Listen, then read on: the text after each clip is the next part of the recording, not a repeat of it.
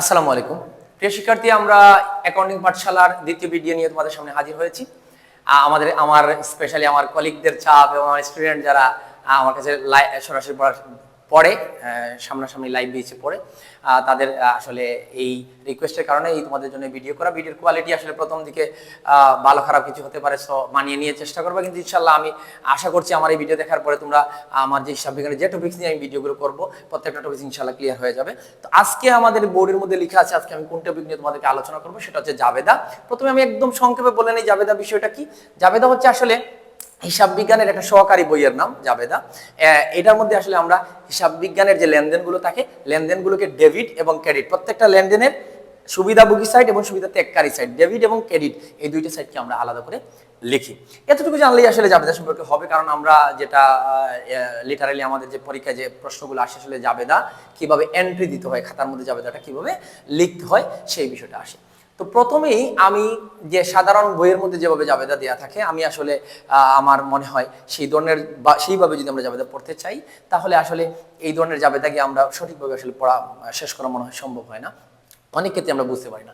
তো আমি আমার মতো করে একদম সহজ করে একটা নিয়মে তোমাদেরকে জাবেদা পড়ানোর চেষ্টা করবো। ইনশাল্লাহ তোমরা এই ভিডিও দেখার পরে জাবেদা নিয়ে আর কখনোই কোনো টেনশন থাকবে না। আমি জাবেদাটাকে লিখার জন্য, আমি আবারও বলছি, এটা লিখার জন্য বা আমার জাবেদা কিভাবে সঠিকভাবে এন্ট্রি দিতে পারবো তার জন্য বইয়ে কি কিভাবে লেখা আছে এটা না নিয়ে আমি বলছি যে তোমরা জাবেদাটাকে মনের মধ্যে তিনটা ভাগে ভাগ করে নিবা। প্রথম ভাগ কি, যে প্রথম ভাগে আমরা হচ্ছে জাবেদার প্রথম ভাগটা বললাম হচ্ছে আমরা এটা হচ্ছে নগদের জাবেদা, নগদের জাবেদা। এটা হচ্ছে আমার প্রথম ভাগে। আমি বললাম যে 1 নম্বর ভাগে আমি নগদের জাবেদাটা করব। 2 নম্বর ভাগে আমি জাবেদাটাকে যে লেনদেনগুলো আছে এটাকে আমি আসলে ভাগ করে করে নিচ্ছি। 2 নম্বর যেটা এটা হচ্ছে হবে আমার বাকির জাবেদা, বাকির জাবেদা। আর 3 নম্বর যে ভাগটা আছে সেটা আমি দিব হচ্ছে অনগদের জাবেদা, ও নগদের জাবেদা, অনগদের জাবেদা। এই 3টি ভাগে আমি জাবেদাকে ভাগ করেছি। এর কারণ হচ্ছে এই যে 3টি ভাগে ভাগ করছি, এই 3টি ভাগে যদি আমার ব্রেনকে সেভ করি যে এই লেনদেনটা কোন ভাগের ভিতরে পড়ছে, তাহলে হবে কি আমি খুব দ্রুত আমার জাবেদাটা করে ফেলতে পারবো। এবং এই 3টি ভাগের জন্য আমি এই ভাগের জাবেদাটাকে তোমাকে প্রথম দিকে যেহেতু আমরা এই ভাগের জাবেদাটাকে বলবো আমি তোমরা মুখস্থ করে নিবা। এই 5টা জাবেদা আছে আমি লিখে দেবো, এটা মুখস্থ করে নিবা। এবং কখনো যদি সময় হয় নেক্সটে আমি অন্যান্য ভিডিও তৈরি করি, তাহলে ওগুলাকে এক্সপ্লেনেশন দিয়ে আমি ভিডিওটা তৈরি করে দেবো। আর যে এই যে জাবেদা আছে এখানে আমি তোমাদেরকে 2টা জাবেদা করে দেবো। এইখান থেকে 2টা জাবেদা দিয়ে হিসাব বিজ্ঞানের তোমাদের 80% এর উপরে জাবেদা শেষ হয়ে যাবে ওই এই লাইনের জাবেদা থেকে। আমি 2টি জাবেদা করে দেবো। এই 2টা জাবেদা তোমরা ভালো করে যদি বুঝে যাও, তাহলে এগুলাকে তোমরা রিপ্লেস করে করে নামগুলো চেঞ্জ করে করে তোমাদের এই বাকি জাবেদাগুলো হয়ে যাবে। আর বাকি জাবেদার ক্ষেত্রে আমি 4টা জাবেদা করে দেবো। তাহলে এখানে আমি 2টা জাবেদা দেবো তোমাদের জন্য, এখানে আমি 4টা জাবেদা তোমাদেরকে লিখে দেবো। আর এই 5টা তোমরা মুখস্থ করে নিবা। এগুলো কোনো পরিবর্তন হবে না, যেভাবে যে পাওয়া যায় এভাবেই উত্তর করবে। আর এগুলোর নামগুলো পরিবর্তন করলেই হিসাব বিজ্ঞানের 100% জাবেদা তোমাদের জন্য কমপ্লিট হয়ে যাবে। তো চলো আমরা প্রথমে দেখি নগদের জাবেদা আমরা কিভাবে নগদের জাবেদাটা করবো। নগদের জাবেদা বলতে আমি বুঝাই নগদ এবং ব্যাংক এই দুইটার মাধ্যমে যে লেনদেনগুলো আমাদের সংগঠিত হয়। যে কোনো লেনদেনের ক্ষেত্রেই আমাদের টাকার অঙ্কে মাপতে হয়। টাকার অঙ্কে মাপতে হলে টাকার একটা দেনা পাওয়ার ব্যাপার থাকে। যখন আমরা নগদ এবং ব্যাংকে টাকাটা দেওয়া হয়েছে কিংবা আমরা পেয়ে গেছি, এই ধরনের কোনো কিছু পেলেই আমরা একদম ডাউট ছাড়া আমরা ভেবে নেবো যে এটা আমার নগদের জাবেদায় পড়বে। আর নগদের জাবেদা লেখার জন্য আমরা 2টা জাবেদা পড়বো। একটা হচ্ছে নগদে যদি আমার কাছে 1 নাম্বার 1 নগদের জাবেদার 1 নাম্বার আমি লিখি নগদের জাবেদা।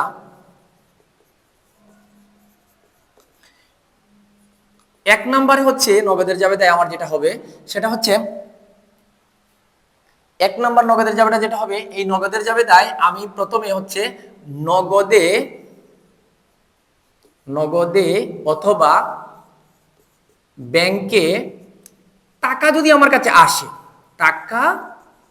টাকা আসলে নগদের ব্যাংকে টাকা আসলে আমি যে জাবেদাটা দেব, সেই জাবেদা আমরা অনেকে জাবেদা প্রথমে পড়লে এটা আমাদের খুব ভালো জানা হয়ে যায় যে জায়গা থেকেই টাকাটা আসুক। আমি যখন বুঝে ফেললাম নগদে বা ব্যাংকে আমার টাকাটা আসছে, তখনই আমি এই জাবেদাটা লিখবো আমি হচ্ছে নগদে আসলে আমি নগদান, নগদের নামকে আমরা হিসাব বিজ্ঞানে নগদান ধরি। নগদ হিসাবের নাম হচ্ছে আমাদের হিসাব বিজ্ঞানের ভাষায় নগদান। আর ব্যাংকে যদি আসে তাহলে আমি ওটাকে ধরি ব্যাংক হিসাব আমরা দেব ডেবিট। এখন হইছে, তাহলে আমি অন্যদিকে কি দেব? ক্রেডিট দিকে কি দেব? ক্রেডিট দিকে আমি দেব যে হিসাব থেকে এই টাকাটা এসেছে। অনেকগুলি হিসাব বিজ্ঞানের হিসাব আছে, হিসাব কিন্তু তুমি হিসাব বিজ্ঞান করতে করতে ধীরে ধীরে কোন হিসাবের নাম কি, যেমন আমরা যদি ঘরের জন্য কোনো কিছু কিনি, আমরা আরামে ব্যবহার করার জন্য, যেমন চেয়ার টেবিল, এগুলাকে আমরা ফার্নিচার বলি।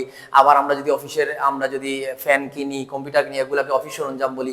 এগুলো ধীরে ধীরে তোমরা শিখে যাবা, নামগুলো পড়লেই তোমরা বই দেখলেই দেবা শিখে যাবা। কিন্তু তোমরা মনে রাখবা যে হিসাব থেকে টাকাটা আসছে। ধরো আমি করিমের কাছ থেকে টাকাটা পেয়েছি, তাহলে করিমের কাছ থেকে টাকা পেলে আমি এখানে লিখবো হচ্ছে করিম হিসাব। যে করিমের কাছে টাকা পাইছি, তাহলে করিম হিসাব আমি লিখে ফেলবো এভাবে, করিম হিসাব ক্রেডিট।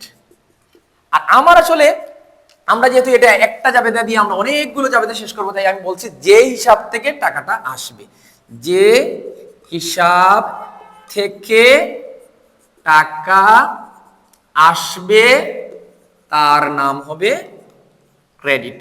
উদাহরণ যদি আমি দিতে চাই, তাহলে তোমরা দেখো উদাহরণ এখানে কি দেওয়া যায়। আমি বললাম যে আমি মাল বিক্রি করে টাকা পেয়েছি। তাহলে আমি যদি মাল বিক্রি করে টাকা পাই, তাহলে এটা কিভাবে হবে? মাল বিক্রি করে যেহেতু আমি টাকা পেয়েছি, তাহলে আমি লিখবো হচ্ছে টাকা যেহেতু পেয়েছি, কিভাবে পেয়েছি না বললে এটা নগদে।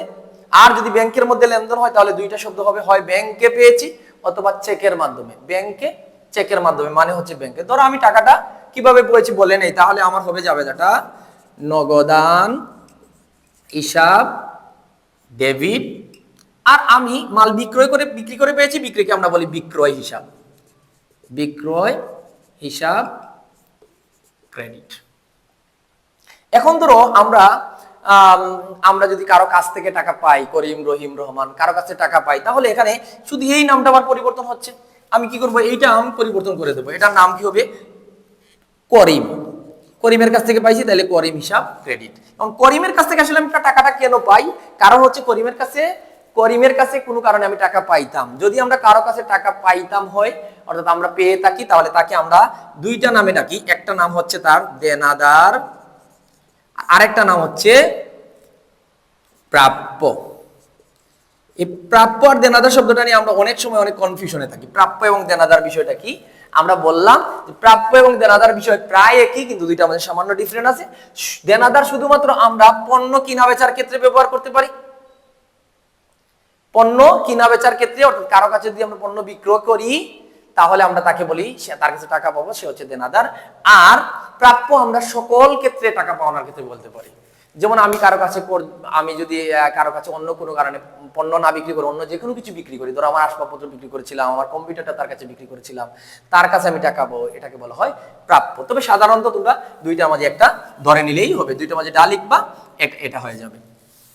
এখন আমরা দ্বিতীয় যে আমাদের যে জাবেদাটা আছে, 2 নম্বরের যে জাবেদা, যেটা হচ্ছে নগদের জাবেদা। এই 2 নম্বরের নগদের জাবেদাটা হচ্ছে যে আমরা কি করব? আমরা দ্বিতীয় নগদের জাবেদা নগদে বা ব্যাংকের মাধ্যমে আমাদের কাছ থেকে যদি কোনো টাকা যায়, কাউকে যদি আমরা নগদ অথবা ব্যাংকের মাধ্যমে কাউকে টাকা দিই, তাহলে ওই জায়গায় আমরা আসলে কি জাবেদা লিখবো? আমরা নগদ এবং ব্যাংকের মধ্যে কাউকে নগদ এবং ব্যাংকে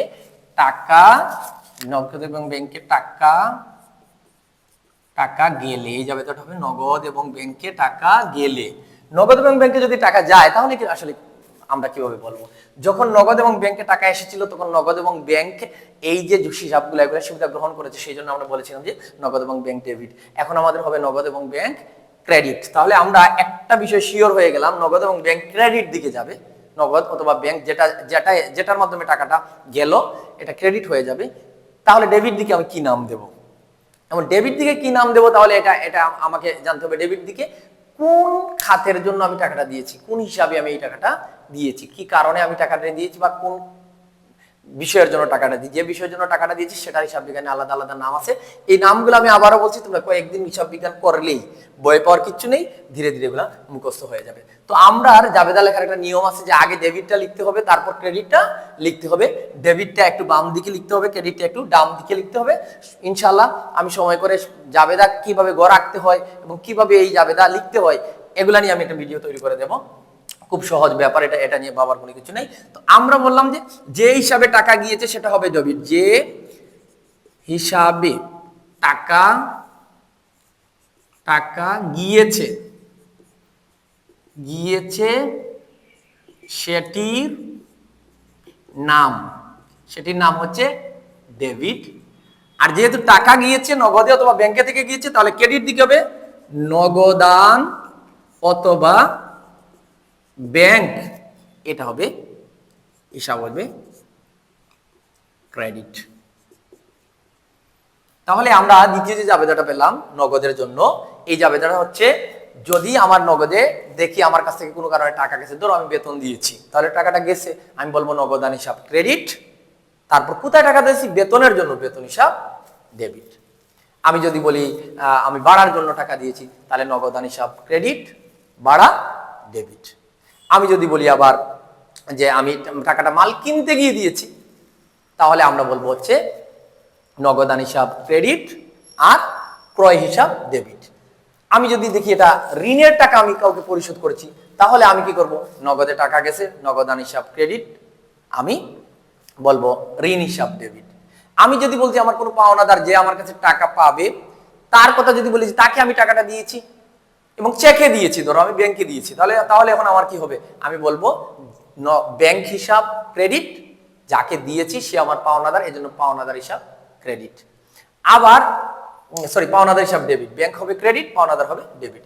আবার আমি যদি বলি যে এই আমার যে পাওনাদার তার নাম করিম, তাহলে আমরা লিখবো নগদান হিসাব বা ব্যাংক হিসাব ক্রেডিট আর পাওনাদার করিম হিসাব ডেবিট। তাহলে আমরা কি দেখলাম, আমরা যদি যে নগদের যে জাবেদা আছে, যদি নগদে টাকা পাইছি কিংবা টাকা গেছে, এই জিনিসটা আগে আইডেন্টিফাই করে ফেলি, তাহলে এটা নগদের জাবেদা হয়ে যাবে। বা ব্যাংকে যদি হয় ব্যাংকে, তাহলে এটা নগদ বা ব্যাংকের জাবেদা হয়ে গেল। আর নগদ বা ব্যাংকের জাবেদার মেইন বিষয়টা হচ্ছে আমরা যদি নগদে লেনদেন করি, ব্যাংকে লেনদেন করি এবং আসে যায়, যদি টাকাটা আসে নগদ বা ব্যাংক হবে ডেবিট, আর যে হিসাব থেকে এসেছে সেটা হবে ক্রেডিট। আর যদি নগদ বা ব্যাংকে টাকা যায়, তাহলে নগদ বা ব্যাংক ক্রেডিট, আর যে হিসাবে গিয়েছে সেটা ডেবিট হবে। আমরা খেয়াল রাখতে হবে, নগদে টাকা আসলে শুধু নগদান বসবে, আর ব্যাংকের টাকা যদি আসে ব্যাংক বসবে। নগদের টাকা গেলে নগদান বসবে, ব্যাংকে টাকা গেলে ব্যাংক বসবে।